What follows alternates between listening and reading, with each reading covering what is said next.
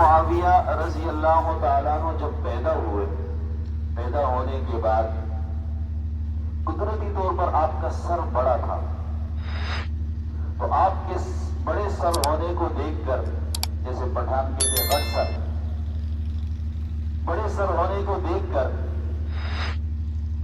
حضرت ابو سفیان نے کہا میرا یہ بیٹا سردار بنے گا، اس کا سر بڑا ہے۔ ان کی والدہ نے کہا آپ نے صحیح نہیں بولا، میرا بیٹا صرف قبیلے کا سردار نہیں بنے گا، پوری امت کا سردار بنے گا، اگر نہ بنا میں اس پر روؤں گی۔ ان کی اماں نے کہا میرا بیٹا صرف قبیلے کا سردار نہیں بنے گا، پوری امت کا سردار بنے گا، قیادت اور سیادت ان کی ہاتھ میں آئے گی، اگر یہ سردار نہ بنا میں اس پر روؤں گی۔ اور ایسا ہی ہوا، بعد میں وہ امت کے سردار بنے۔ اچھا، عرب کے اندر پڑھنے لکھنے کا ماحول نہیں تھا، انگلش میڈیم اسکول نہیں تھے، اردو میڈیم اسکول نہیں تھے، یہ مدارس کا نظام نہیں تھا۔ مکی زندگی کی بات کر رہا ہوں، ابھی ہجرت نہیں کی مسلمانوں نے، کوئی اسکول کا نام و نشان نہیں تھا، یعنی لکھنے پڑھنے کا ماحول نہیں تھا۔ لیکن ابو سفیان چونکہ سردار تھے، انہوں نے اپنے بیٹے کو بچپن سے ہنر سکھایا، تیر اندازی، مختلف ہنر سکھایا، ساتھ ساتھ ان کو لکھنا پڑھنا بھی سکھایا۔ اور وہ عرب کے بہت کم لوگ تھے جو لکھنا پڑھنا جانتے تھے، ان لکھنے پڑھنے والے لوگوں میں امیر معاویہ کا بھی شمار ہوتا ہے۔ اسی وجہ سے جب حضرت امیر معاویہ نے اسلام قبول کیا تو نبی کریم صلی اللہ علیہ وسلم نے اپنے کاتبین میں ان کو بھی شامل کر دیا۔ کون کاتبین؟ جب وحی کا نزول ہوتا تو آپ ان صحابہ کرام کو بلاتے جو لکھ سکتے تھے، وہ لکھتے تھے، محفوظ کرتے تھے، کہیں پہاڑ پر، کہیں پتھر پر، کہیں چمڑے پر، کہیں لکڑی پر، کہیں زمین پر لکھتے تھے۔ حضرت امیر معاویہ ان صحابہ میں کرام میں شمار ہو گئے جو وہی لکھنے والے تھے، جس کی بنا پر آپ کہتے ہیں کاتب وحی۔ اچھا، اگلی بات، نبی کریم صلی اللہ علیہ وسلم خطوط بھیجتے تھے بادشاہوں کی طرف، بڑے لوگوں کی طرف، اور خطوط آپ کو پڑھ کے بھی سنایا جاتا تھا۔ اور آپ خود کہتے ہیں کہ نبی کریم صلی اللہ علیہ وسلم لکھ پڑھ نہیں سکتے تھے، آپ کو اللہ نے آسمانی علوم دیا تھا جو آپ کے سینے میں تھا، اللہ نے آپ کی زبان سے جاری کیا۔ حضور علیہ الصلوۃ والسلام خط لکھوایا کرتے تھے امیر معاویہ سے، بادشاہ کا جواب آتا تھا، امیر معاویہ پڑھ کر سناتے تھے۔ اور اگلی بات یہ ہے، قرآن کریم لکھنے میں سب سے زیادہ کردار جس صحابی کا نام ہے اس کا نام ہے زید بن ثابت رضی اللہ تعالی۔ سب سے زیادہ وحی کو لکھنے والے وہ صحابی ہیں، 9 یا 10 صحابہ کرام لکھنے والے تھے، سب سے زیادہ جس نے لکھا اس کا نام ہے زید بن ثابت رضی اللہ تعالی۔ اور ان کے بعد سب سے زیادہ وحی لکھنے والے جو صحابی تھے ان کا نام ہے امیر معاویہ رضی اللہ تعالی۔ جو قرآن آپ پڑھ رہے ہیں، جس کی تلاوت آپ کر رہے ہیں، اس قرآن کریم کو لکھنے والے جو 10 صحابہ کرام تھے یا 9 صحابہ کرام تھے، ان میں سے دوسرے صحابی جس کا نام ہے امیر معاویہ رضی اللہ تعالی عنہ، جس کو آپ کاتب وحی کہتے ہیں۔ بھیجنے والے میں بھی کوئی شک نہیں ہے، بھیجنے والی ذات اللہ کی ہے، لانے والے جبریل امین ہے، اس کی ذات میں بھی کوئی شک نہیں ہے۔ جس شخصیت پر اس قرآن کریم کا نزول ہوا وہ نبی کریم صلی اللہ علیہ وسلم کی ذات ہے، وہ بھی غیر متنازع ہے، متفق علیہ شخصیت ہے۔ جو لکھنے والے صحابہ ہے وہ بھی غیر متنازع ہے، اس میں بھی کوئی شک و شبہے کی گنجائش نہیں ہے۔ یہ بات میں آپ کو سمجھانا چاہ رہا ہوں۔ تو وہ صحابہ کرام جو وہی لکھتے تھے ان میں سے ایک حضرت امیر معاویہ رضی اللہ تعالیٰ عنہ بھی ہے۔ نبی کریم صلی اللہ علیہ وسلم کے خادمین میں جو صحابہ کرام تھے جو خدمت کرتے تھے، بہرحال حضرت امیر معاویہ رضی اللہ تعالیٰ عنہ نبی کریم صلی اللہ علیہ وسلم کے خادمین میں شامل ہو گئے، خدمت کرنے لگ گئے، اور اسی خدمت کے بدولت نبی کریم صلی اللہ علیہ وسلم نے بڑی دعائیں دی آپ کو. آپ ہر ایک کو دعائیں دیتے تھے. دعا دینے میں نبی کریم صلی اللہ علیہ وسلم نے فراخ دلی کا مظاہرہ کیا. میں اور آپ دعا دینے میں فراخ دلی کا مظاہرہ کرتے ہیں, دعا دینے میں کنجوسی سے کام لیتے ہیں. نبی کریم صلی اللہ علیہ وسلم دعا دینے میں فراخ دلی کا مظاہرہ فرماتے تھے. نبی کریم صلی اللہ علیہ وسلم نے ایک مرتبہ حضرت امیر معاویہ رضی اللہ تعالیٰ عنہ کی خدمت سے متاثر ہو کر فرمایا, اللہم علمہ المعاویہ, اے اللہ معاویہ کو علم عطا فرما. کس چیز کا علم؟ الکتاب, قرآن و سنت کا علم عطا فرما. والحساب, حساب کا علم عطا فرما. یا حساب سے مراد میراث.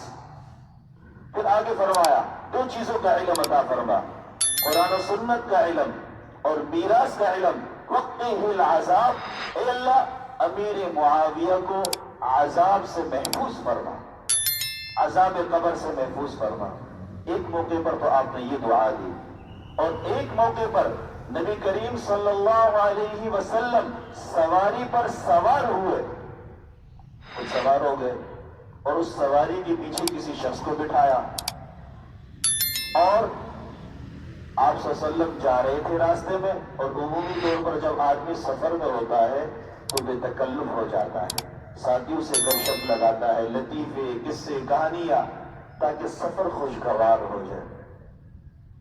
اگر آپ سفر میں چپ کا روزہ رکھ لیں تو آپ کے لیے سفر بڑا مشکل ہو جائے گا. تو بہرحال حضرت امیر معاویہ رضی اللہ تعالیٰ عنہ نبی کریم صلی اللہ علیہ وسلم کے ساتھ سوار ہو گئے, ایک ہی سواری پر, ایک گھوڑے پر, ایک اونٹ پر یا ایک گدھے پر. آپ صلی اللہ علیہ وسلم تشریف لے جا رہے تھے اور آپ نے کچھ چلنے کے بعد فرمایا امیر معاویہ, فرمایا جی اللہ کے رسول, نام لے کر فرمایا اللہ کے ساتھ سواری پر بیٹھے ہوئے. فرمایا امیر معاویہ, فرمایا جی اللہ کے رسول, قربان ہوا آپ پر, فرمائیے. اچھا میرے معاویہ یہ بتلاؤ تمہارے جسم کا کون سا حصہ میرے جسم سے متصل ہے, یعنی ملا ہوا ہے؟ تو حضرت امیر معاویہ رضی اللہ تعالیٰ عنہ نے غور و فکر کرنے کے بعد فرمایا میرا پیٹ آپ کی پیٹھ سے متصل ہے. تو حضور علیہ الصلوۃ والسلام نے اس کے بعد فرمایا اے اللہ, عربی میں دعا دی, اے اللہ امیر معاویہ کے پیٹ کو علم سے بھر دے. کیا فرمایا؟ اے اللہ امیر معاویہ کے پیٹ کو علم سے بھر دے. املاؤ کا لفظ ہے بمانے بھر دینا. اے اللہ اس کے سینے کو, اس کے پیٹ کو علم سے بھر دے. یہ دوسرا موقع ہے نبی کریم صلی اللہ علیہ وسلم نے دعا دی. ایک مرتبہ حضرت امیر معاویہ رضی اللہ تعالیٰ عنہ لوٹا اٹھائے ہوئے ہیں, پانی بھرا ہوا ہے, نبی کریم صلی اللہ علیہ وسلم کو وضو کروا رہے ہیں. آپ پانی ڈال رہے ہیں, حضور وضو فرما رہے ہیں. تو حضور علیہ الصلوۃ والسلام بار بار امیر معاویہ کو دیکھ کر خوش ہو رہے تھے. ایک تو یہ ہے نا کہ آپ کسی کو کہیں کہ میرے لیے دعا کریں, اور ایک یہ کہ آپ ایسی خدمت کریں کہ وہ خود دعا دینے پر مجبور ہو جائے. ہم تو دعا کا کہتے ہیں, خدمت نہیں کرتے, ہمارے رجسٹر میں خدمت نہیں ہے. تو بہرحال حضرت امیر معاویہ خدمت کر رہے ہیں رسول اکرم صلی اللہ علیہ وسلم کی, اور آپ کو وضو کروا رہے ہیں. حضور بہت خوش ہوئے, اور اس کے بعد حضرت امیر معاویہ رضی اللہ تعالیٰ عنہ کے چہرے کی طرف دیکھا اور خوش ہوا, اور خوش ہونے کے بعد اس موقع پر بھی نبی کریم صلی اللہ علیہ وسلم نے اس قسم کی دعا دی, اے اللہ امیر معاویہ کے علم میں اضافہ فرما, امیر معاویہ کو بھرپور علم عطا فرما, بردباری عطا فرما, اور عذاب قبر سے محفوظ فرما. بے شمار مواقع میں نبی کریم صلی اللہ علیہ وسلم نے بے شمار دعائیں دی. ایک موقع پر نبی کریم صلی اللہ علیہ وسلم گھر تشریف لائے. میں نے آپ سے کہا حضرت امیر معاویہ اور حضور کے درمیان برادر نسبتی کا تعلق تھا. ان کی بہن حضور کی نکاح میں ہے. حضور گھر میں تشریف لائے, حضرت امیر معاویہ نے سر نیچے کیا ہوا ہے, اور حضرت ام حبیبہ ان کے سر کے بالوں کو چیک کر رہی ہے, جیسے آپ جوئی نہیں نکالتے, بالوں کو صاف کر رہی ہے, خشکی اور جوئی تلاش کر رہی ہے. تو حبیبہ رضی اللہ تعالیٰ عنہ بال دیکھنے میں مصروف تھی. حضور گھر میں تشریف لائے. لانے کے بعد حضور نے حبیبہ سے فرمایا تمہیں اپنے بھائی سے محبت ہے, تمہیں اپنے بھائی سے پیار ہے؟ تو اس پر حبیبہ کہنے لگی ہر بہن کو اپنے بھائی سے پیار ہوتا ہے اللہ کے نبی, یہ کون سی بات ہے, مجھے تو اپنے بھائی سے بہت پیار ہے. ظاہر بات ہے ہر بہن کو بھائی سے پیار اور بھائی کو بہن سے پیار, یہ الگ بات ہے. بابیوں کے آنے کے بعد وہ پیار ختم ہو جاتا ہے, یہ الگ بات ہے. ایسے پیار ہے. میں آپ کو بتلا رہا تھا کہ حضرت حبیبہ بال دیکھ رہی تھی حضرت امیر معاویہ رضی اللہ تعالیٰ عنہ. حضور گھر میں تشریف لائے. لانے کے بعد حضور نے پوچھا کیا تمہیں اپنے بھائی سے پیار ہے, تم محبت کرتی ہو اپنے بھائی سے؟ حضرت حبیبہ کہنے لگی ہاں میں اپنے بھائی سے بے حد محبت کرتی ہوں. اس پر حضور نے فرمایا یاد رکھنا امیر معاویہ وہ شخص ہے اللہ اور اس کے رسول بھی ان سے محبت کرتے ہیں. کیا فرمایا؟ امیر معاویہ وہ شخصیت ہے اللہ بھی ان سے محبت کرتے ہیں, اس کے رسول بھی ان سے محبت کرتے ہیں. صرف تم محبت نہیں کرتی. امیر معاویہ وہ شخصیت ہے اللہ بھی ان سے محبت کرتے ہیں, اس کے رسول بھی ان سے محبت کرتے ہیں. وہ دونوں ان سے راضی ہیں جس طرح تم اپنے بھائی سے راضی ہو. آئیے امیر معاویہ کی شان میں آپ کے سامنے کھل کے بیان کروں. نبی کریم صلی اللہ علیہ وسلم کے گھر میں تشریف لائے. کون؟ جبریل امین, فرشتوں کے سردار. اور آ کر کیا کہتے ہیں؟ جبریل امین آ کر حضور سے کہتے ہیں اللہ کے نبی میں اپنے رب کا سلام آپ کے پاس لایا ہوں. اللہ آپ کو سلام کہتے ہیں اور فرمایا ساتھ ساتھ اللہ امیر معاویہ کو بھی سلام کہتے ہیں. عجیب بات. فرمایا میں رب کا سلام لایا ہوں آپ کے لیے اور ساتھ ساتھ رب کی طرف سے یہ پیغام دینے آیا ہوں رب کا سلام جہاں آپ کو ہے وہاں امیر معاویہ کو بھی ہے. کیوں؟ کہ بڑے امانت داری سے وہ وحی کو محفوظ کرتے اور لکھتے ہیں, اس لیے رب ان کو سلام پیش کر رہے ہیں. میں نے آپ سے کہا کاتب وحی جو 9 صحابہ کرام تھے ان میں سے سب سے اعلیٰ مقام زید بن ثابت رضی اللہ تعالیٰ عنہ کا, اور دوسرا مقام امیر معاویہ رضی اللہ تعالیٰ عنہ کا. اسی کتابت وحی کی بنا پر آسمان سے جبریل امین تشریف لاتے ہیں, رب کا سلام پہنچاتے ہیں. امیر معاویہ بہت بڑی شخصیت ہے. ان کے فضائل اور ان کے منازل اور ان کے مقام کو چھپانے کی کوشش کی جاتی ہے, پروپیگنڈا کیا جاتا ہے. حالانکہ بڑی عظیم شخصیت ہے, کبار صحابہ کرام میں سے ہیں. امت پر بہت بڑا احسان ہے آپ کا. میں نے آپ سے کہا بارہا نبی کریم صلی اللہ علیہ وسلم نے ان کو بشارت دی. ایک موقع پر وضو فرما رہے تھے, وضو کر رہے تھے, حضور امیر معاویہ کروا رہے تھے جیسے میں نے کچھ لمحہ پہلے بتلایا. اسی درمیان آپ نے ایک اور جملہ ارشاد فرمایا وضو کے اختتام پر. آپ نے فرمایا امیر معاویہ یاد رکھنا اللہ تبارک و تعالی آپ کو خلافت اور عمارت عطا فرمائیں گے. اس موقع پر عدل و انصاف سے کام لینا, اللہ سے ڈرتے رہنا. امیر معاویہ اللہ آپ کو خلافت اور آپ کو قیادت عطا فرمائیں گے. اس موقع پر اللہ سے ڈرتے رہنا, عدل و انصاف قائم کرتے رہنا. نبی کریم صلی اللہ علیہ وسلم بے شمار صحابہ کرام سے مشورہ کیا کرتے تھے. مشورہ رب کی سنت ہے, اس کی رسول کی سنت ہے, صحابہ کرام کی سنت ہے. تبلیغ والے مشورہ کرتے کرتے یہ باتیں کرتے ہیں, کوئی صحیح بات کرتے ہوں. رب کی سنت ہے, اس کی رسول کی سنت ہے, صحابہ کی سنت ہے. حضور مشورہ کیا کرتے تھے چھوٹے صحابہ سے بھی بڑے صحابہ سے بھی, لیکن اہم مسائل میں حضور مشورہ کیا کرتے تھے ابو بکر اور عمر سے. اور اہم مشورہ حضور عشاء کی بات کیا کرتے تھے, اور تبلیغ والے بھی اہم مشورہ عشاء کی بات کرتے, تعلیم کے بعد. بہرحال بات چل رہی ہے، حضور مشورے کے لیے ابو بکر کو بلاتے ہیں، عمر کو بلاتے ہیں، مسئلہ اہم ہے، مشورہ ان سے لے رہے ہیں، اور مشورہ یہ حضرات نہ دے سکے کسی بھی وجوہات کی بنا پر۔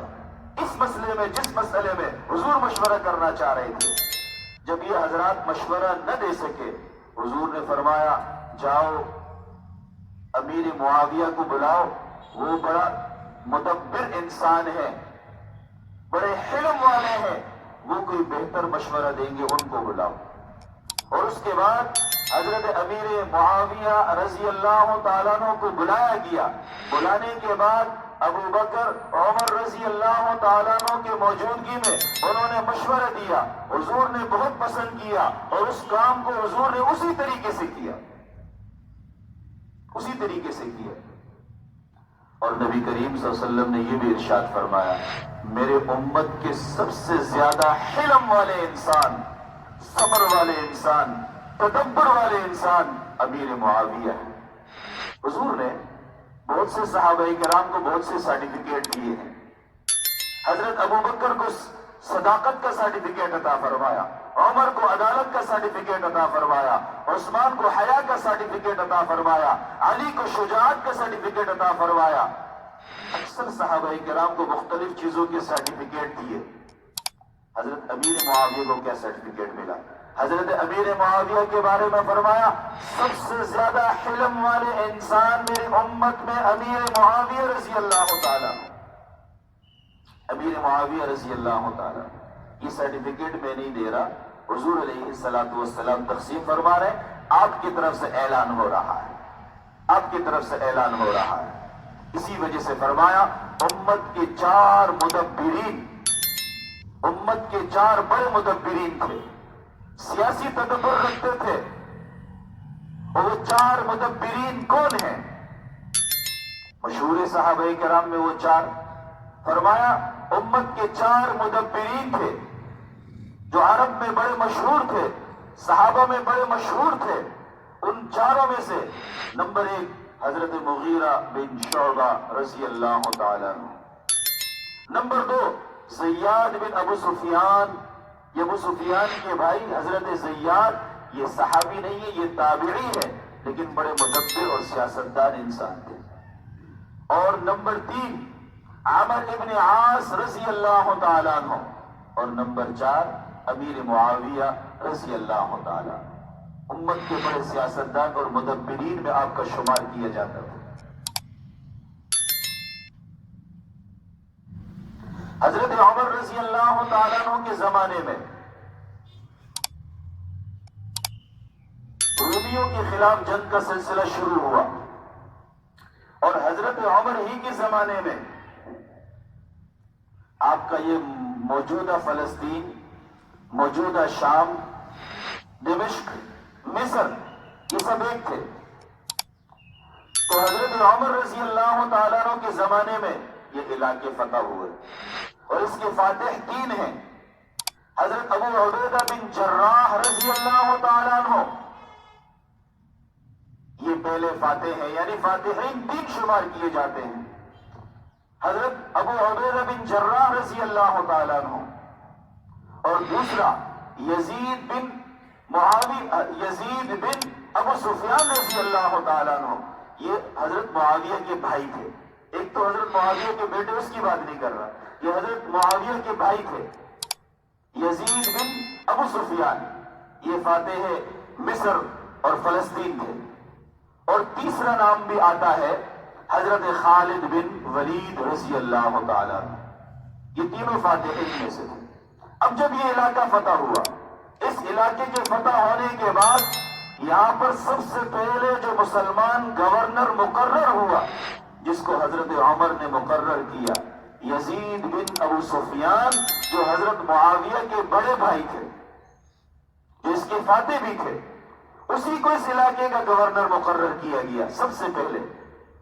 اور اس کے بعد میں طاعون کی بیماری پھیل گئی، اس طاعون کی بیماری میں بہت سے لوگ شہید ہو گئے، اس میں یزید بن ابو سفیان جو حضرت معاویہ کے بڑے بھائی تھے وہ بھی شہید ہو گئے۔ ان کی شہادت کے بعد اس علاقے کا گورنر حضرت عمر رضی اللہ تعالیٰ عنہ کی طرف سے جس کو مقرر کیا اس کو آپ امیر معاویہ رضی اللہ تعالیٰ عنہ کہتے ہیں. اور تاریخ اسلام میں کسی کو اتنا طویل حکومت نہیں ملی. حضرت امیر معاویہ رضی اللہ تعالیٰ عنہ کی دور حکومت 45 سال ہے. اس میں سے 20 سال گورنری کے ہیں اور 20 سال حضرت حسن سے صلح کے بعد 20 سال آپ مسلمانوں کے خلیفہ بنے. تو اس کو ٹوٹل ملا کر فرماتے ہیں 45 سال کا عرصہ آپ نے گزارا. 45 سال کا عرصہ آپ نے گزارا. جب حضرت حسن رضی اللہ تعالیٰ عنہ سے آپ کا صلح ہوا، اختلافات ختم ہو گئے، جس اختلافات کی طرف انشاءاللہ آئندہ جمعہ میں تفصیل میں آپ کے سامنے ذکر کروں گا. جب صلح ہوا، صلح ہونے کے بعد آپ جس طرف بھی رخ کرتے تھے اس طرف وہ علاقے فتح ہوتے جاتے تھے اور آپ نے رومیوں کے کمر کو توڑ دیا. اور قبرص ایک علاقہ تھا جہاں جنگ کے لیے جانے کے لیے سمندری راستے کی ضرورت تھی. اب سمندر میں جنگ کرنے کے لیے بحری بیڑے کی ضرورت تھی، جو اس وقت یمنی لڑ رہے امریکیوں کے ساتھ. اللہ یمنیوں کو کامیابی نصیب فرما دے، امریکیوں کو اس سمندر میں غرق کر دے. یہ بحری بیڑے کی لڑائی سب سے پہلے کس نے لڑی؟ نبی کریم صلی اللہ علیہ وسلم ام حرام رضی اللہ تعالیٰ عنہ کے گھر میں آرام فرما رہے تھے. آپ نے خواب دیکھا. خواب دیکھ کر آپ کا چہرہ حشاش بشاش ہو گیا. ایک مرتبہ خواب میں دیکھا، دوسری مرتبہ دیکھا، تیسری مرتبہ دیکھا اور فرمایا خوشخبری ہو میری امت کے ان لوگوں کے لیے جو پہلی لڑائی لڑیں گے. وہ مرتبے کے لحاظ سے، مقام کے لحاظ سے ان کو بادشاہ والا مقام حاصل ہوگا. فضیلت کے لحاظ سے بدر کے صحابہ کرام کو جو اجر و ثواب حاصل ہے اتنا ہی اجر و ثواب ان کے لیے بھی ہوگا. جو پہلی لڑائی لڑے گا اس کو اجر و ثواب اتنا ہی حاصل ہوگا جتنا ثواب بدر کے بدرین صحابہ کو حاصل ہے. تو اس پر ام حرام کہنے لگی اللہ کے نبی آپ میری لیے بھی دعا کر لیجئے کہ میں بھی اس جماعت میں شامل ہو جاؤں. اللہ کوئی ایسے سبیل بنا دے کہ اس جماعت کا حصہ میں بھی بن جاؤں. اور بخاری شریف کی روایت ہے. آپ بخاری کی بات کرتے تو میں بھی آپ کو بخاری سے دلیل پیش کرتا ہوں. بخاری شریف کی روایت ہے نبی کریم صلی اللہ علیہ وسلم نے ارشاد فرمایا ان لوگوں پر جنت واجب ہے جو پہلی بحری جنگ لڑیں گے. ان لوگوں پر جنت واجب ہے. اور حضرت عمر کا دور تھا، حضرت امیر معاویہ نے اجازت طلب کی ہم بحری بیڑا بنانا چاہتے ہیں، ان سے لڑنا چاہتے ہیں، اس علاقے کو آزاد کرنا چاہتے ہیں. حضرت عمر نے اجازت نہیں دی. فرمایا نہیں، ابھی صبر کرو، ابھی صبر کرو، ابھی خشکی کی طرف توجہ دو، پانی کی طرف جانے کی ضرورت نہیں ہے. حضرت عثمان کا دور آیا اور امیر معاویہ نے پھر اجازت طلب کی. حضرت عثمان نے اجازت دے دی. حضرت عثمان حضرت امیر معاویہ کے چچا زاد بھائی بھی تھے. اور آپ کو حیرت کی بات بتاؤں، حضرت امیر معاویہ کی بھانجی حضرت حسین کی نکاح میں تھی. حضرت حسین نواسہ رسول کی نکاح میں حضرت امیر معاویہ کی بھانجی حضرت آمنہ رضی اللہ تعالیٰ عنہ. بہرحال حضرت عثمان نے اجازت دی اور امیر معاویہ نے اس لشکر کی قیادت کی اور پہلی دفعہ جنگ کیا اور سمندر پار قبرص کا علاقہ آزاد کیا اور رومیوں کی طاقت کو ہمیشہ کے لیے سمندر کے اندر غرق کر دیا. بقیہ باتیں، بقیہ تاریخ انشاءاللہ آئندہ جو ہے وہ آخر دعوانا ان الحمدللہ رب العالمین.